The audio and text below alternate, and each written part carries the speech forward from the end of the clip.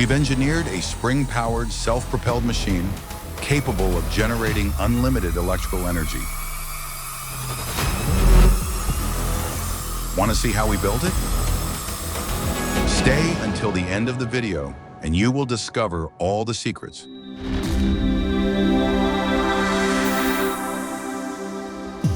V8 spring engine, crankshaft component fabrication. We begin by cutting a steel bar with a diameter of 25 millimeters by 540 millimeters. The ends of this bar need to be machined on a lathe.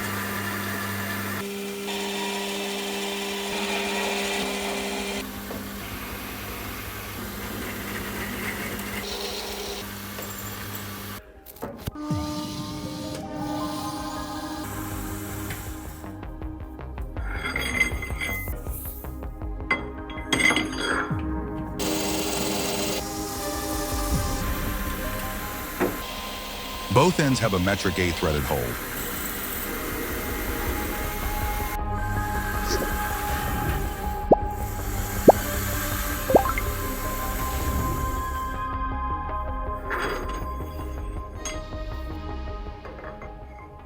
Next, we'll mill a 6 millimeter wide keyway using a milling machine.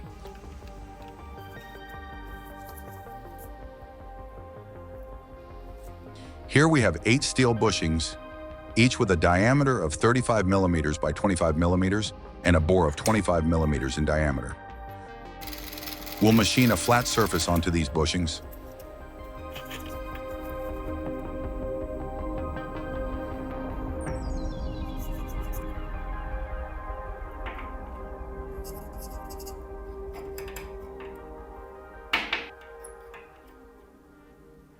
Now we drill a hole at each end of the component.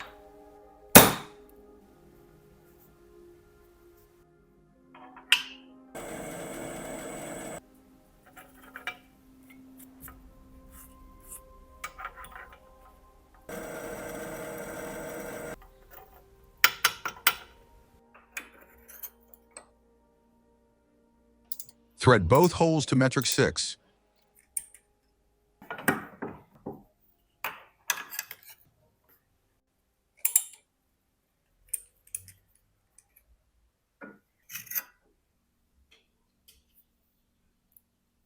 These holes will be used to insert a metric 6 threaded stud.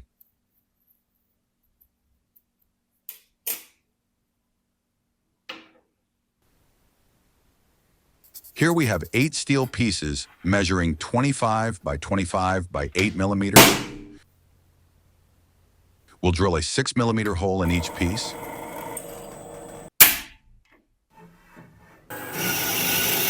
We also cut 4 pieces with a diameter of 25 millimeters by 75 millimeters.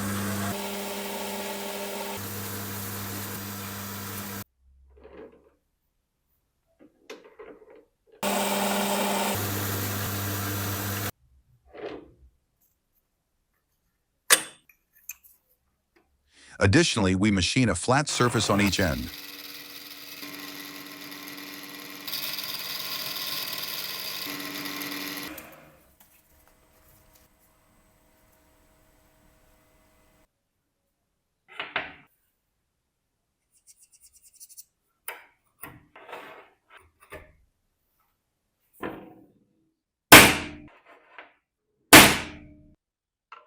Then, we drill a 6 millimeter diameter hole at each end.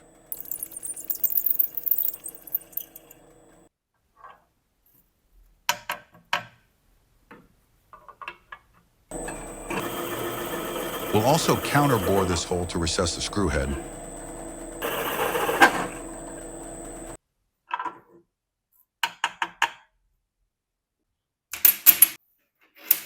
We've cut these 8 pieces to 25 by 45 by 5 millimeters.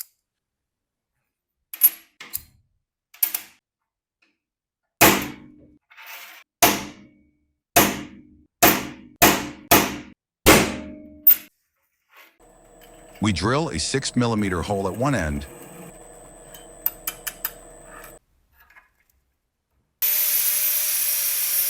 and mill down that end so it mates perfectly with the bearing surface.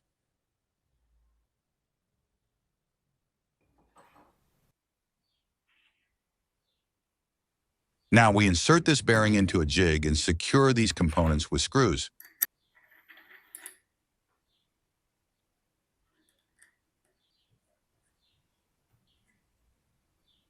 This ensures they're perfectly aligned and centered on the bearing.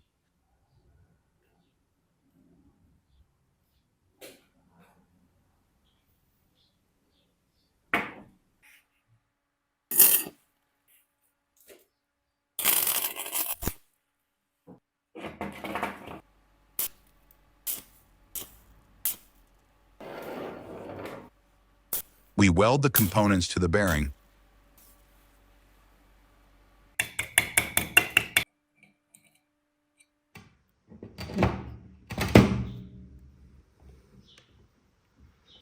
We lubricate it with oil until it spins smoothly. And that's how we produce 4 identical assemblies. V8 spring engine, frame fabrication. We'll construct the frame using 40 by 40 millimeter square steel tubing. It needs to be a highly robust structure.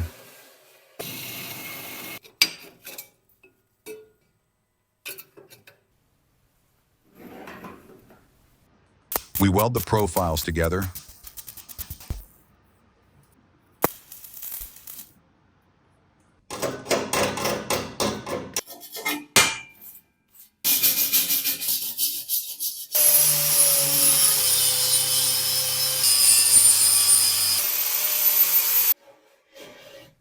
We cut 4 plates to mount the legs.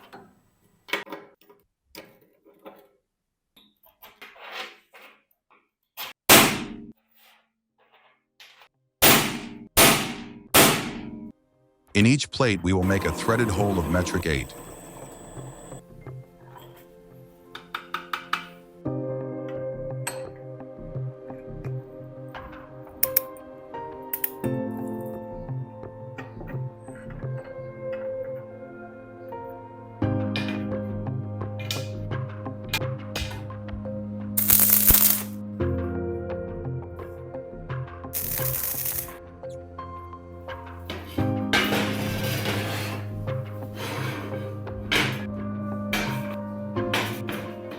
We continue welding additional frame components.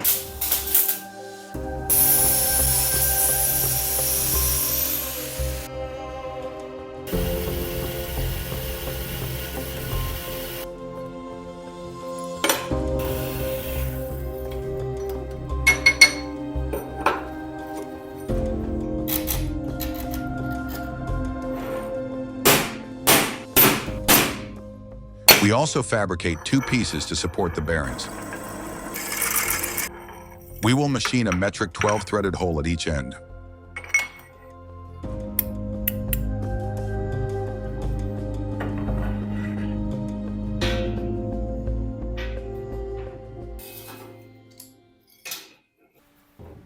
We weld a component to each end, ensuring they're perfectly centered and aligned.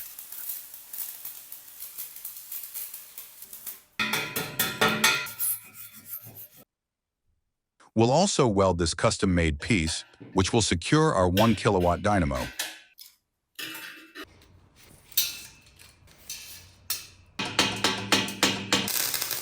The welding process demands a skilled welder to prevent frame distortion. It's critical that the frame is well constructed to avoid crankshaft misalignment and excessive vibration.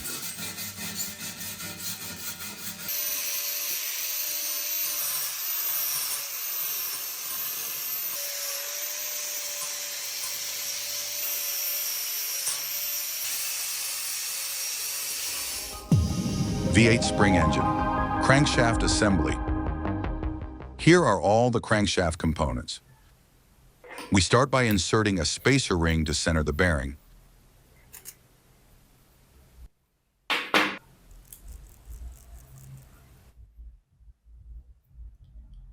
We slide this shaft into the bearing and add the second spacer ring.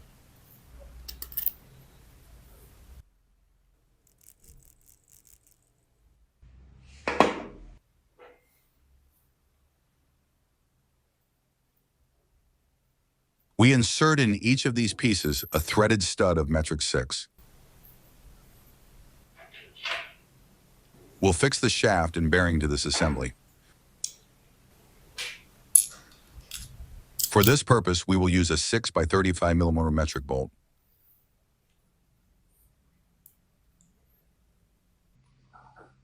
This is how each of these components should look. In total, we'll have 4 identical units. Now we'll assemble all the elements onto the shaft.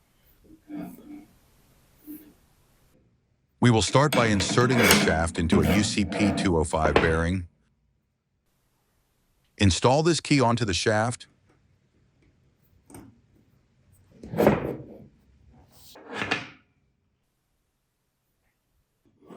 Position these 4 components on the shaft.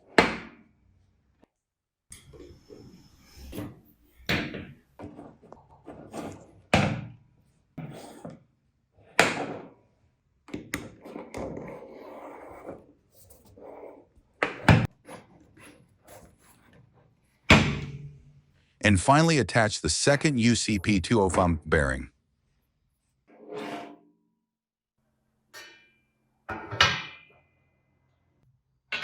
We secure the bearings to the machine's frame.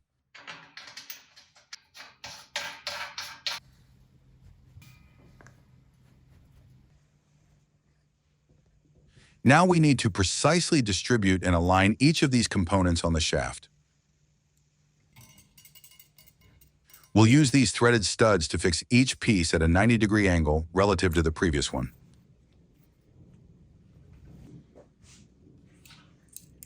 The alignment process must be meticulous. Otherwise, the crankshaft will be unbalanced and vibrate excessively.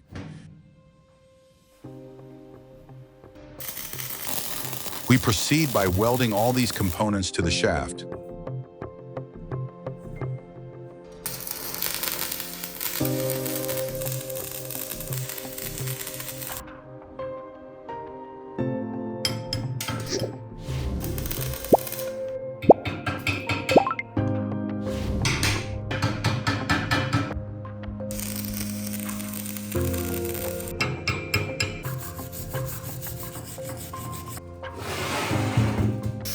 Now we need to cut the shaft in this manner so the bearing can rotate freely.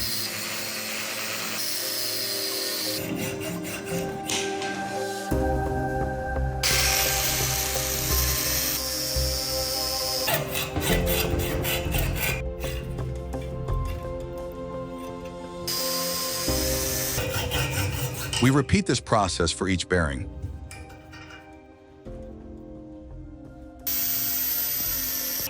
Our crankshaft is now complete.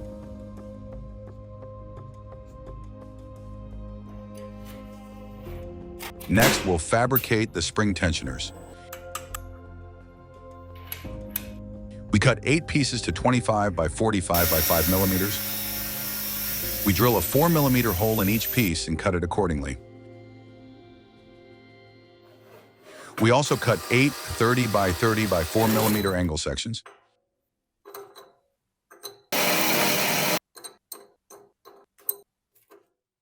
Then we weld these 2 pieces together like this.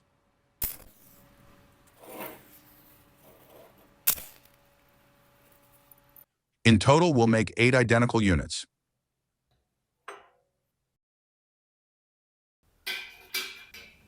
We'll position them centered and aligned on the frame, 4 pieces per side.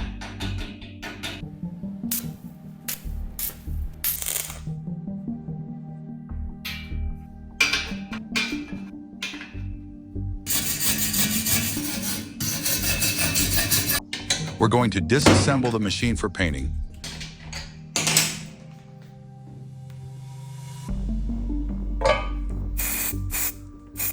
We apply an initial primer coat.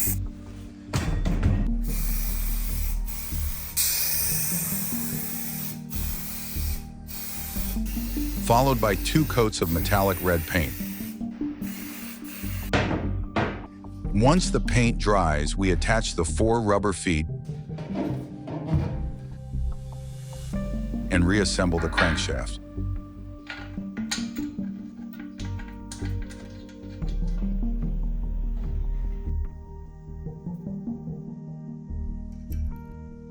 We install the key and couple this 30-kilogram flywheel.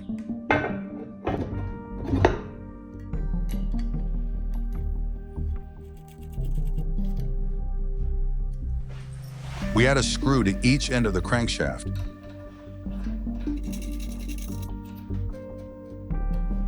Here are the 8 springs that will power our machine. We proceed by installing each spring in this manner.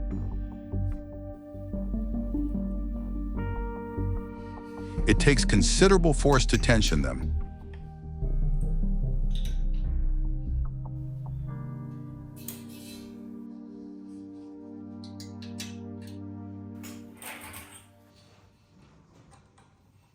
Once all 8 springs are in place, the machine will be ready for its first test.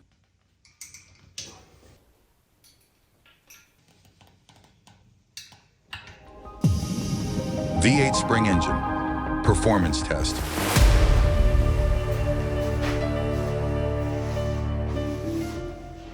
Let's explain how this machine works.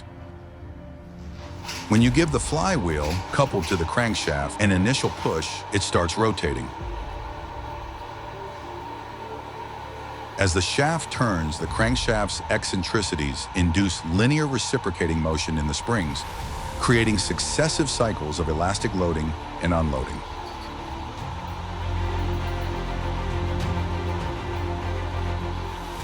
This generates a forced harmonic oscillation in each spring, storing potential energy during the compression-extension phase, which is then transferred back to the shaft as rotational kinetic energy, thanks to the spring's rapid, synchronized return to equilibrium.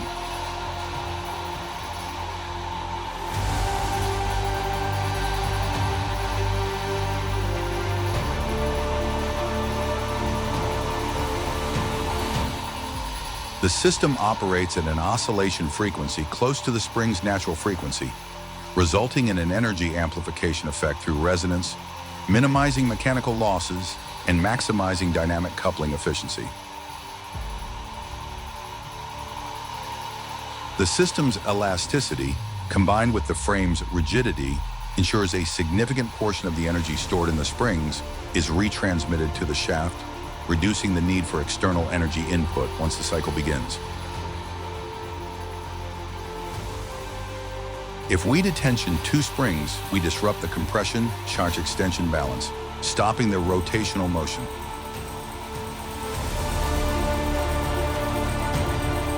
Comment if you can think of a more effective way to break it. The comment with the most likes will be developed in another video.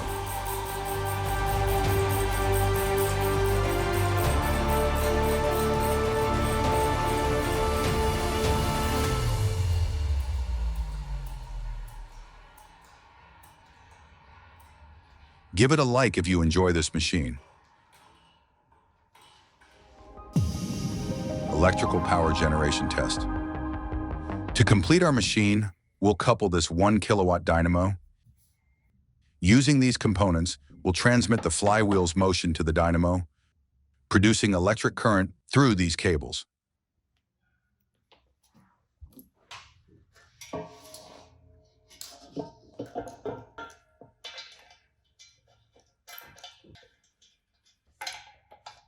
We mount the dynamo to the frame, install the pulley, and secure it by tightening these bolts.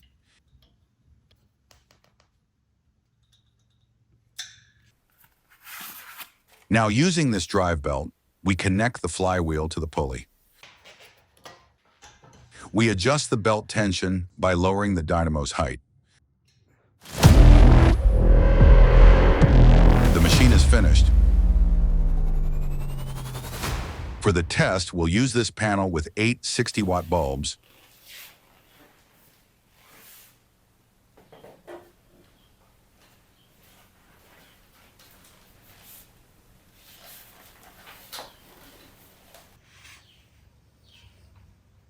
Connecting them to the dynamo via an electrical strip.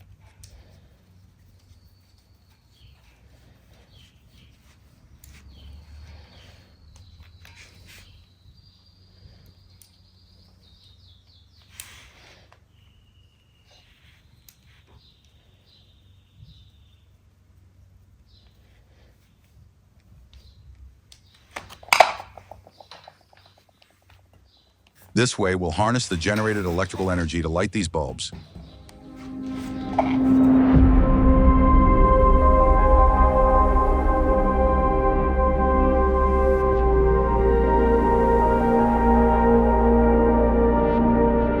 Everything's ready.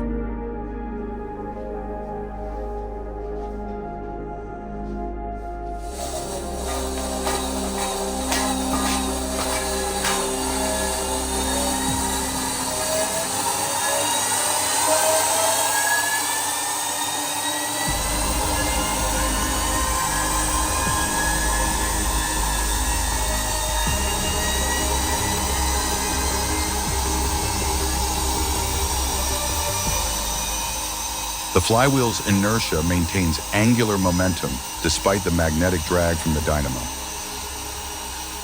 The design synchronizes the elastic release phase with each connecting rod's top dead center, delivering an extra push precisely when the torque on the shaft is minimal, naturally offsetting frictional energy losses. At peak speed, the motion remains steady, and the generated electricity powers this 480-watt panel.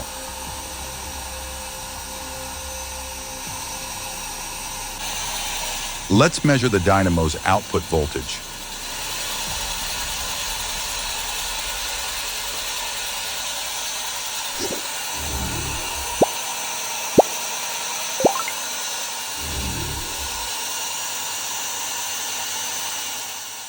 We're getting 195 volts of direct current.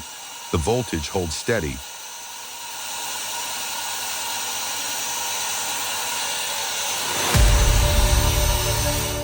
This prototype isn't as efficient or capable of generating as much electrical power as our previous Liberty engine prototypes. But we've proven it works perfectly. We'll include links to our various prototypes in the video description. The machine hasn't lost speed at any point. The springs continue transferring energy to the crankshaft with minimal vibration. But the moment we detension two springs, the system halts.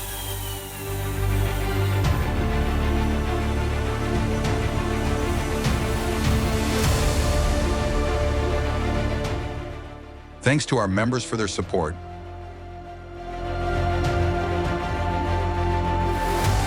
Become a member to support our videos.